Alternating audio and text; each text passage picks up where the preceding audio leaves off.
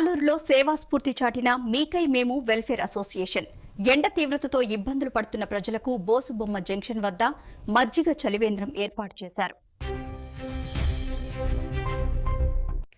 స్థానికులు ఈ సేవను అభినందిస్తున్నారు.